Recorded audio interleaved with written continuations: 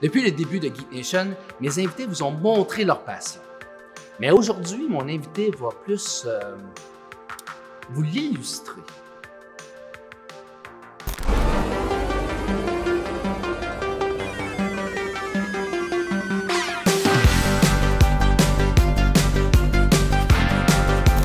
Rappelez-vous que dans le temps, nos parents avaient qu'à nous donner une pile de papier avec une coupe de crayons de cire, là, et on était parti pour la journée.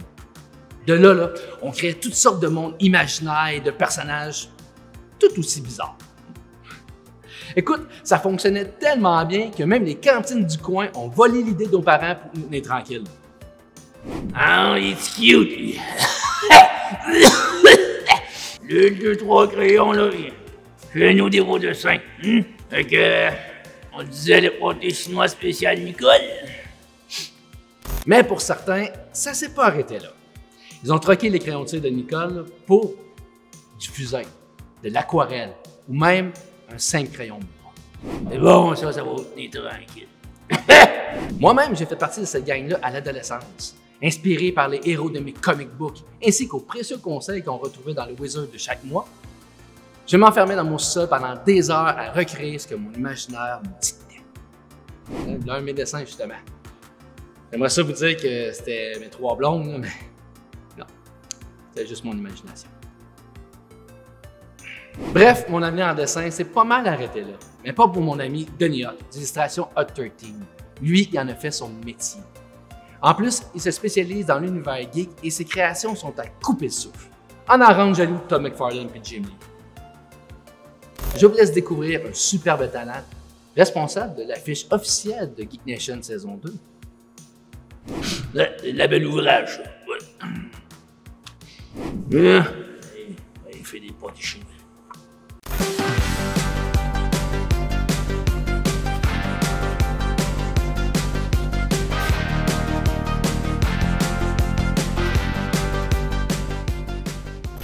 Comment est entré le dessin dans ta vie?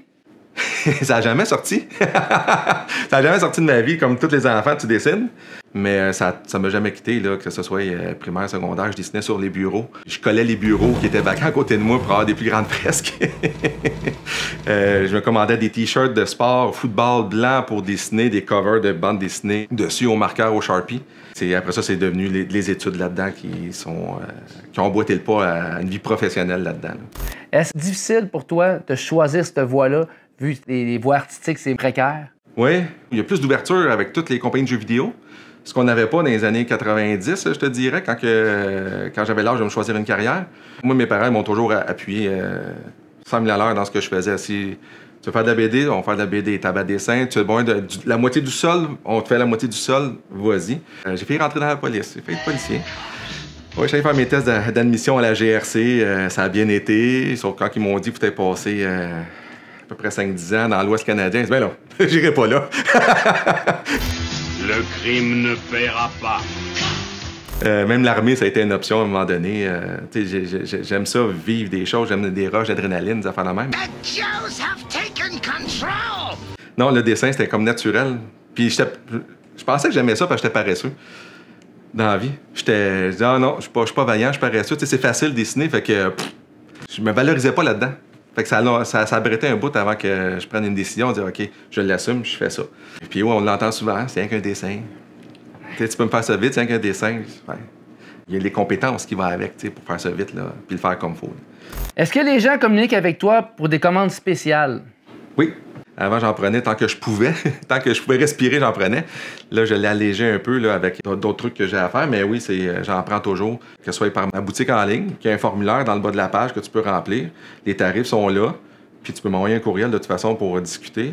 Sinon, les gens, ils passent vraiment par Facebook. C'est quoi qui revient le plus souvent dans les demandes? Longtemps, ça a été vraiment du geek. Il fait du DC, il fait du Marvel, il fait du Star Wars. Moi qui est fan, évidemment, ça m'a accroché tout de suite. Lui, c'est mon chum Nino, que vous connaissez bien. C'est un grand fan du travail de Denis. Ils ont même un projet ensemble dont on va parler plus tard dans l'émission. Mais là, il y a vraiment une tendance. Je veux ma face dans Superman, tu sais. Je veux Superman, mais je veux sur mon visage, t'sais. Il suffit que tu postes une fois que tu l'as fait pour un client, là, écoute, t'en as plein. C'est inondé. Puis c'est pas quelque chose dans lequel je suis vraiment Je me sors de ma zone de confort parce que moi, j'aime interpréter les choses. J'aime pas reproduire les choses. Parce que les gens sont, je te dirais, sont plus difficiles quand ils font des portraits. Parce que, ouais, mais j'ai pas les yeux de même, tu peux changer ça. J'ai perdu du poids, enlève-moi 10 livres. Tu sais, OK, ben, ouais, non, tu sais, ça devient compliqué des fois, là. Mais comme artiste, ça sert quand même dans ton évolution. T'as pas le choix. T'as vraiment pas le choix. Puis quand moi, je dessine après ça, que j'interprète, mais veux pas, ça me servit, ces notions-là, que j'ai pris à reproduire le visage de quelqu'un d'autre. Fait que c'est quelque chose que je me suis privé, finalement. J'adore l'effet qu'il fait dans ses prints, dans ses dessins. Et si tu dessines juste un Batman, juste pour un Batman, ça se fait que tu sois drette, puis qu'il y a une belle pose, mais ça te dit rien. Fait, tandis que oui, quand tu fais un dessin en disant qu'il s'est passé ça avant, tout ça, l'expression du visage est plus facile à aller chercher. Là, puis c'est là que mon gars il sort des fois puis il dit Papa, on entend tous les sons que tu fais là. Tu parles tout seul. Oui, je sais, je parle tout seul quand je dessine. Ça arrive. Es-tu plus crayon ou digital? Côté feeling, crayon traditionnel, là, ça c'est ça. L'odeur, que ce soit l'odeur de l'encre, l'odeur du feutre, le papier, ça n'a pas son égal, là, je dirais. À la main. Mais avec le temps, puis l'expérience, puis choisir les bons logiciels de dessin, t'arrives à oublier que tu glisses un crayon sur une glace, si tu veux, sur un écran. T'as presque l'impression de gratter un papier, t'sais. De toute façon, juste en souci de temps, d'espace, une tablette, je peux m'asseoir sur le sofa, dessiner sur un iPad, quelque chose, l'avoir partout avec toi puis sketcher, tandis que quand tu veux faire de l'aquarelle ou tu veux faire de l'encre, oui, c'est pas grand-chose, un pot d'eau, ton pot d'encre, mais ça te prend quand même ta petite patule pour tous tes dégradés de couleurs. C'est une solution rapide et facile, ça. Il n'y a pas de doute. Qu'est-ce qui te plaît le plus dans le dessin? C'est un équilibre, pour moi, dessiner. Si j'ai pas ça, c'est ça, il faut que je compense avec d'autres choses. Ben, j'ai besoin de ça. Et mes émotions passent par là. Le dessin, moi, il est venu vraiment... Souvent, il me sauve la vie, il me sauve... il va me sauver peut-être des dépressions, t'sais. C'est vraiment un équilibre, puis ça me sert... C'est vraiment un mode d'expression. Peu importe ce que je fais, même sur une commande d'un client, t'sais. J'aime bien ça me retrouver, puis il laissait des émotions, il laissait de moi là-dedans. Là. Ouais, le dessin, c'est pour moi, c'est un échappatoire à la vie quotidienne, si tu veux. Ça casse le beat, puis j'ai besoin de ça. Les gens me disent « OK, qu'est-ce que tu fais dans la vie? » Ben, je dessine. « Qu'est-ce que tu fais pour passer le temps? » Ben, je dessine. OK, qu'est-ce que tu fais d'autre à part ça? Ben, rien, je dessine. Il avait fait un dessin de Negan, de Walking Dead, avec Lucille, le bat de baseball entouré de barbelés. Crime. J'aimerais ça, moi, avoir ma BD de zombie, qu'elle ait ce look-là. Je me suis dit, tiens, on va lui poser la question, on va voir. Puis... Ben, je sais pas, j'attends encore son appel. Okay. Appelle-moi.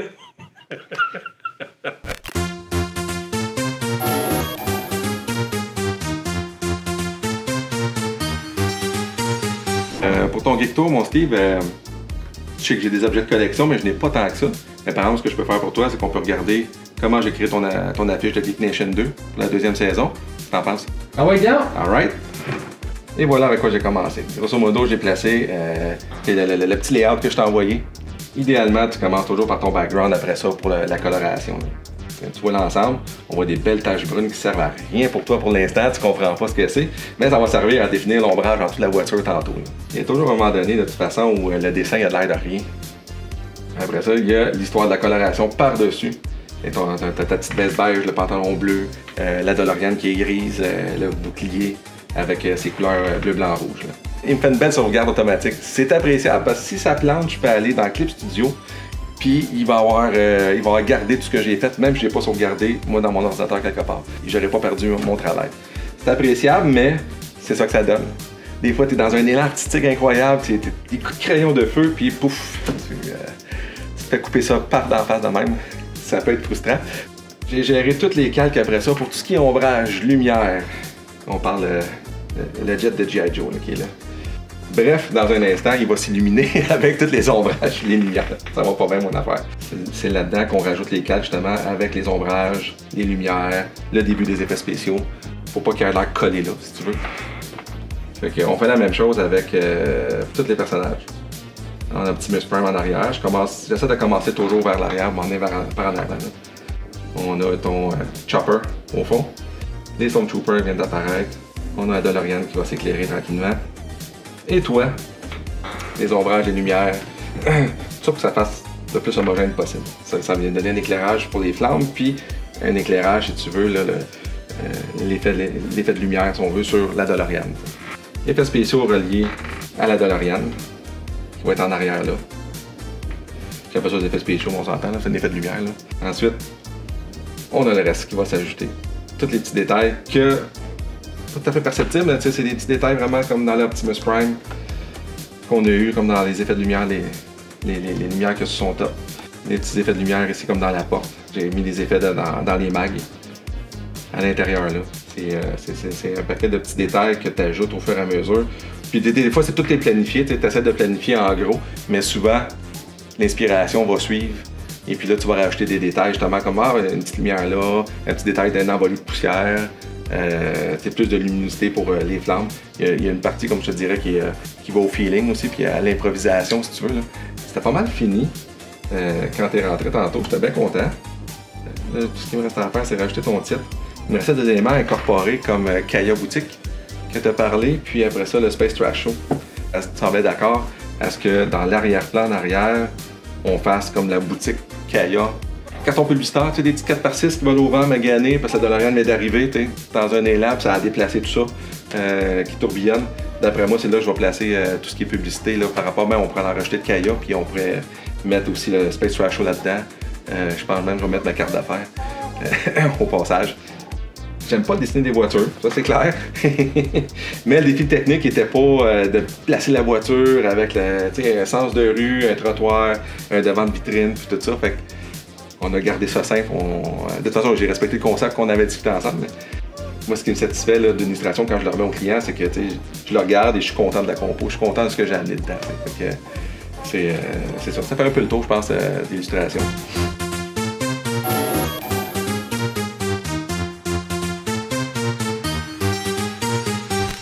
Pourquoi t'es-tu décidé de te lancer dans l'univers de la BD? J'ai déjà envoyé plusieurs projets à des maisons d'édition au Québec. Je pense que ça n'existe plus. Je pense que c'était 1001 idées. Puis c'était souvent refusé, tout ça. Mais moi, ça fait longtemps que j'ai des idées BD que je mets sur papier. Là, j'ai des idées que je mets pas sur papier, faute de temps, des fois.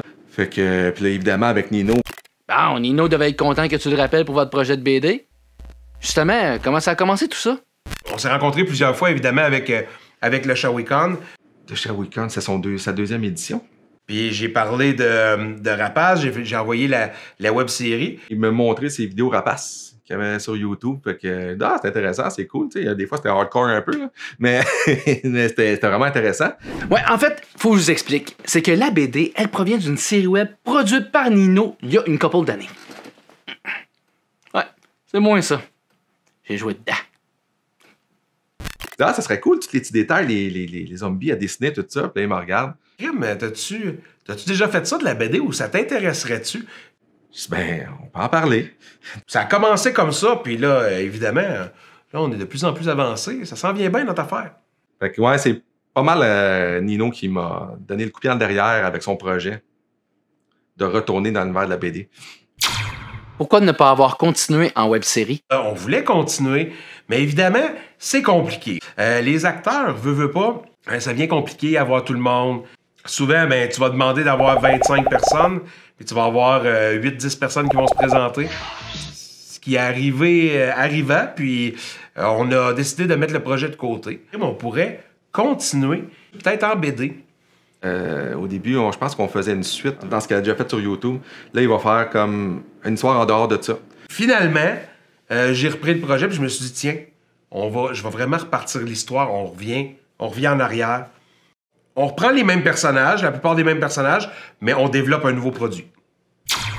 Peux-tu m'expliquer le synopsis de Rapace? Des zombies au Québec. Le synopsis en tant que tel, c'est qu'on va suivre 3 groupes complètement différents au travers, justement, cette survie pendant ce monde auquel les zombies prennent part. Mais ces gens-là vont devoir dealer autant avec les zombies, mais ils vont avoir plus à dealer avec les autres groupes. C'est vraiment 3 groupes distincts, avec une mentalité distincte, avec des chefs de bande complètement différents, avec des idéologies complètement différentes aussi. Ça se passe au Québec. Il n'y aura pas de ville précise, mais ça se peut que vous fassiez « je reconnais cette place-là. Dans une autre ville, je reconnais peut-être cette église-là, ce modèle d'église-là. » Mettre de quoi d'assez réaliste dans un monde irréel, qui est un un post-apocalyptique. On s'entend que c'est plus dur de trouver une arme automatique, donc c'est plus des carabines, des calibres 12, des pistolets, mais on compte nos balles. On compte nos balles quand on fait la BD. Comment tu passes du scénario à l'illustration? Ben, n'ayant pas fait beaucoup de BD dans ma vie, mais tu sais, j'ai quand même une expérience de prod en dessin animé, là, mais puis Nino non plus, on a commencé parce qu'on pensait que c'était bon de commencer. Écoute, je pense que Nino, il a réécrit le scénario 2, 3, 4 fois peut-être, là, pour l'adapter. À la base, tout moi qui écrivais les scénarios, les dialogues, puis je me suis dit, ben, hein, ça, je suis capable de le faire, c'est mon monde, je le connais, je le comprends. Les personnages, je les connais, je sais comment ils sont. C'est vraiment la première fois que je vais structurer aussi loin, scénario fait, une structure, puis un découpage. C'est un premier découpage technique qui est fait. On a pris complètement tout le scénario, puis on le fait page par page pour se donner une idée de comment on le voyait les deux. Là, après ça, ben, c'est ça, c'est de cleaner puis de peaufiner les scènes, là. Que ce soit les détails, les références, comment ils vont être habillés. Ça, c'est une autre affaire. Tu pars, tu dessines. OK, voilà, ben. Faut que soit habillé, faut pas tout soit shapé pareil. Fait que ça m'en prend. OK, on s'en va sur Internet. On cherche des vêtements. Ça va tout des moitiés barbus. Il n'y en aura pas un qui va être frais rasé ni frais lavé. Fait que tu sais, faut que ça ait un look crasse un peu, l'habillement aussi. Faut que ça ait un look adapté à la situation. Fait que même Nino, il dit il prend des références, mais c'est. OK, ne fais pas BD qui veut, comme il avait déjà dit, parce que y a un paquet de petits détails comme ça qu'il faut que tu tiennes compte. Parce qu'il faut savoir ça aussi. Faut que tu vois tes personnages, comment ils pensent. Faut jamais que tu contreviennes à ce que le personnage fait. Fait que c'est compliqué. Qu'est-ce que tu trouves le plus difficile en conception BD?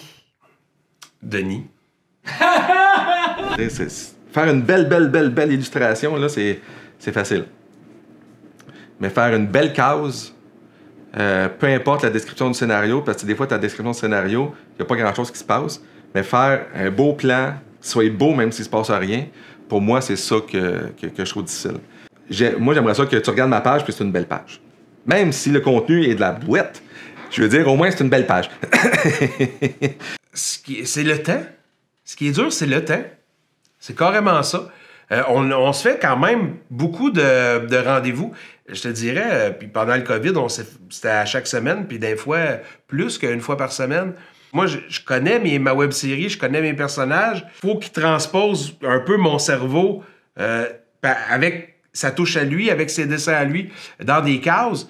Puis un découpage boiteux ou des cases qui s'enfilent puis c'est boiteux, c'est pas intéressant non plus à regarder. Puis à lire non plus, il y a tout ça aussi, il faut tenir compte de haut en bas, de gauche à droite, comment ça se lit une BD. C'est pas mon projet, puis j'engage un illustrateur. C'est un projet qu'on fait ensemble.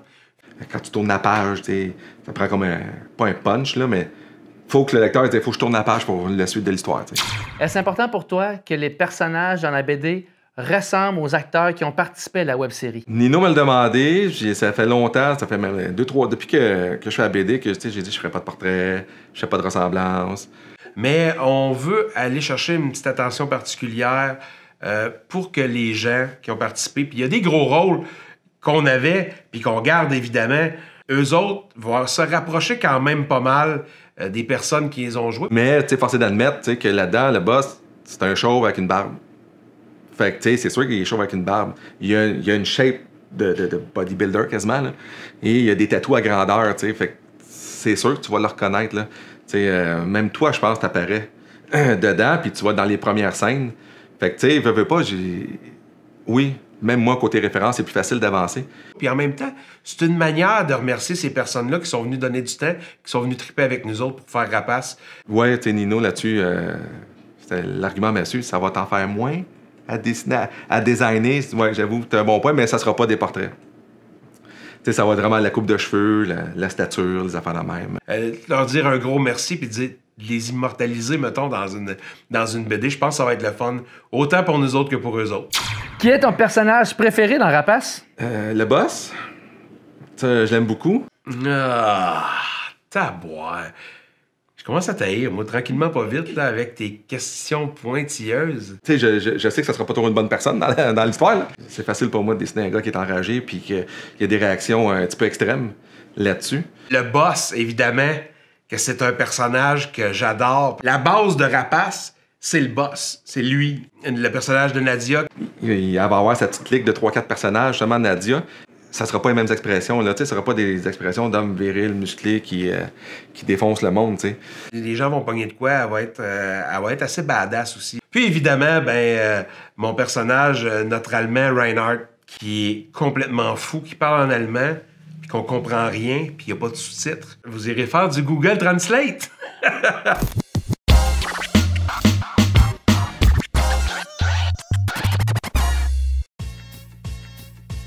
Quel est ton dessin favori de Denis? Ah, c'est mon Negan. Mon Negan de Walking Dead. Mais là, vous le voyez pas, mais j'ai un Goldorak aussi assez fantastique accroché dans mon bureau, dans mon studio que j'ai de Denis qui est fabuleux. C'est son ensemble de l'œuvre, mais Negan en particulier. Que moi j'ai fait, mon dessin favori, tabarnouche, j'en ai pas. J'en ai pas. Mon Batman, tu sais. Je suis très satisfait de mon Batman que j'ai fait. Il est sombre, il est dark, ça s'est pondu dans d'1 heure et demie. J'avais beaucoup d'émotions à sortir ce soir-là, ça a bien sorti. Ça, j'ai bien aimé le feeling qui s'est accompagné de ça.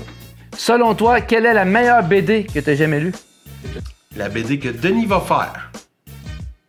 Tu m'as dit que c'était les questions qui restaient, qu'on parlait juste de Denis. C'est la BD de Denis. De ton comic book américain, j'ai adoré Dark Empire dans l'univers de Star Wars. Mais sinon, côté québécois, les 3 petits tomes de Far Out, des robots cowboys faits par Gauthier Langevin et Olivier Carpentier. C'est fabuleux. Aventurosaure aussi. Pour plus jeunes, un peu par exemple, Julien Paris-Sorel. Pour plus jeunes, c'est excellent. Un donjon dragon fait avec des dinosaures. Dans DC Universe, il y en a beaucoup. Il y a Batman Hush qui est très écœurant, mais là, je sors de mon allégeance un peu. Je trippe pas l'univers Marvel, mais la série BD Civil War, là, c'était juste fou. Fou. Ça n'a rien à voir avec le film. Non, oubliez le film. C'est rien. La BD Civil War, j'en ai des frissons encore, là, c'était vraiment bien faite, bien dessiné, bien monté. C'était une belle trame. Ça m'a remis dans l'univers Marvel, puis j'avais quitté ça. Si tu me demandes la meilleure histoire que j'ai lue, c'est celle-là. Selon toi, quelle fut la plus compliquée à dessiner pour Denis? Je me demande. S'il y a des véhicules à quelque part, sûrement des véhicules. Pas mal sûr que c'est ça. Non, d'après moi, Denis véhicule, là, habituellement, ça roche. Mon Dieu, Geek Nation 2, l'affiche, entre autres. Mais l'affiche de Ghostbusters que j'ai faite. J'ai tellement remis en question artistiquement tous les choix que j'ai faits, composition, de couleurs, tout. Que je pense que j'ai pris 2 semaines à le finir. Puis Geek Nation, ça a été un peu la même chose. J'ai placé les affaires toutes, puis on met les couleurs comme ça, on change tout. J'ai remis tout en question. Fait que j'ai recommencé 2 fois. Là, ça arrive. Excuse! Mais non!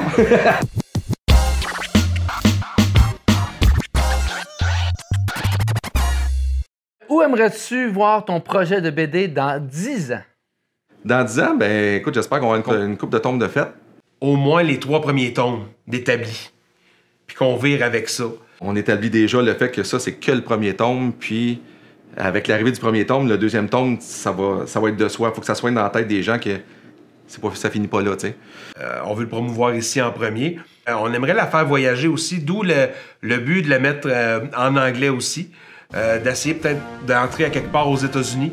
On regarde plus pour le marché européen aussi, qui est friand aussi de ça, les zombies, ce genre d'histoire-là, tu sais. Il y a un gros fanbase en France de tout ce qui est zombie, puis on veut essayer peut-être d'aller développer là-bas aussi. On a déjà commencé à parler de certains plans qu'on aimerait faire, des festivals de BD qu'on aimerait faire dans ces coins-là. Donc, en 10 ans, peut-être, je pense qu'on devrait être capable d'aller au moins aux États-Unis puis en France. Ça pourrait être le fun. Je te dirais dans 10 ans, si on voit le temps que ça prend, là, un 4-5 tomes de fête, là, ça serait bien. Tu penses ça va être quoi ton feeling quand tu vas le tenir dans tes mains? Oh mon Dieu, ça va être un accomplissement, ça va être une fierté pour vrai. Ben, de dire que je vais pouvoir faire un crochet dans ma bucket list, de dire j'ai vraiment une BD produite par moi et Denis Hott.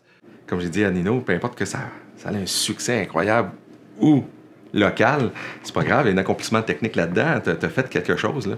Tu laisses ta trace quand même, là. C'est vraiment cool, c'est une grosse étape, c'est de quoi de gros, parce que là, on se parle pas d'une BD qui a 20 pages, qui a 30 pages, là. On est rendu à 96 pages présentement. Juste pour le premier tome. Fait que, tu sais, ça va être quand même un bon ouvrage, là. C'est bien beau que je fasse des textes, des dialogues, mais le gros mérite va revenir à Denis qui fait une job exceptionnelle de dessin. Selon moi, c'est à lui que revient une grande part de toute la visibilité et toute la beauté de la chose auquel on va avoir droit. Quelle serait ton ultime création? Que j'aimerais faire? Ouais. J'aimerais ça faire un cover pour une bande dessinée DC Comics. C'est de ma faute, j'ai envoyé 0 portfolio nulle part dans ma vie de ce côté-là. Et j'aimerais ça vraiment mettre en application ce que Jimmy me dit, d'arrêter de ne pas envoyer mes affaires pour dire ça.